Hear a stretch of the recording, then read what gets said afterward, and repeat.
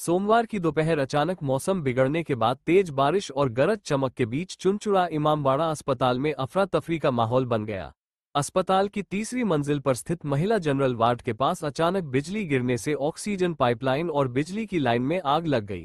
तेज धमाके की आवाज सुनते ही मरीजों और परिजनों में हड़कंप मच गया। अस्पताल कर्मचारियों ने तुरंत सतर्कता दिखाते हुए सभी मरीजों को सुरक्षित बाहर निकाला। सूचना मिलने पर दमकल विभाग की एक गाड़ी मौके पर पहुंची, लेकिन उससे पहले ही अस्पताल कर्मियों ने फायर एक्सटिंग्विशर की मदद से आग पर काबू पा लिया। अस्पताल अधीक्षक डॉक्टर अमिताभ मंडल ने बताया कि घटना में कोई घायल नहीं हुआ है।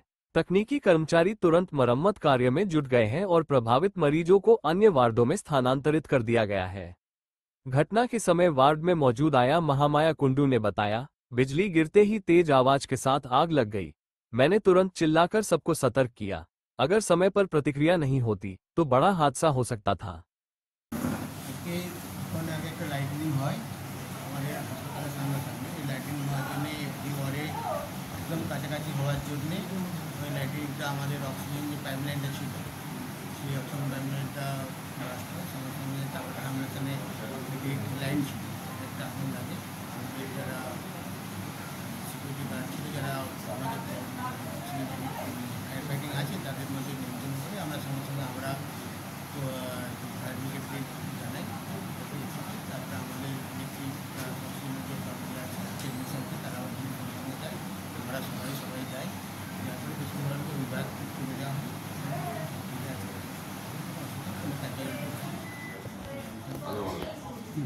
চলো বলো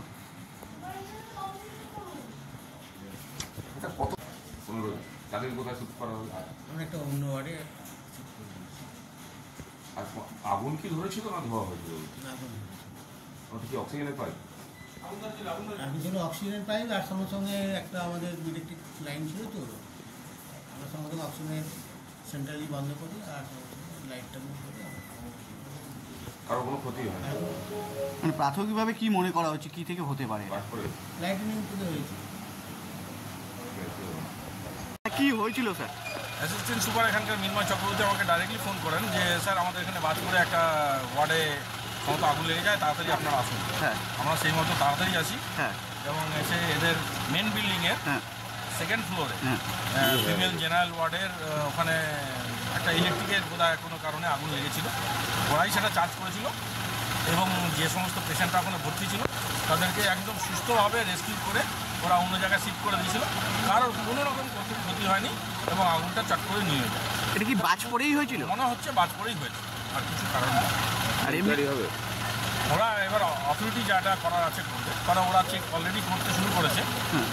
কারণ অক্সিজেন লাইনটা ওখানে ছিল, ইলেকট্রিক লাইনটা ছিল, ওরা অলরেডি শুরু করে দিয়েছে দেখতে। আমরাও ছিলাম, কারণ পিডব্লিউডি ইঞ্জিনিয়াররা ওরাও এসছেন, ওরা সব দেখেছে, লাইন ফাইনগুলো চেক করছে, অক্সিজেন লাইনটাও ঠিক করে নেবে। আগুন কি নিজে নিজে নিয়ে গেছে? না এক্সটিংশার চার্জ করেছে, প্লাস হয়েছিল জাস্ট মোমেন্ট প্লাসের মতো। কিছু কোনো লাইটে না তারে ও তো বাসটা পড়ার পরেই তো ওইটা পাইপ থেকে আগুন বেরোচ্ছিল।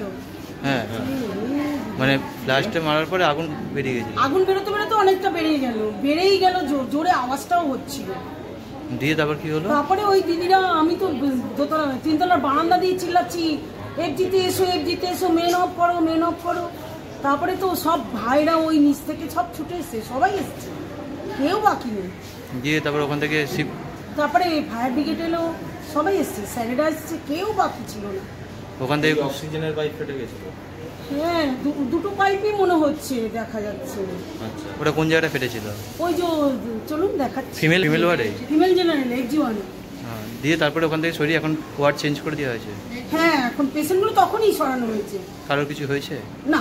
কিচ্ছু হয়নি, সব নর্মাল। ঠাকুরের আশীর্বাদে কারোর কিচ্ছু হয়নি। দিদিও ওখানে ছিল, আমিও ওখানে ছিলাম, আর একটা মেয়েও ছিল। কি নাম আপনার? আমার নাম মহামায়া কুণ্ডু। মহামায়া কুণ্ডু।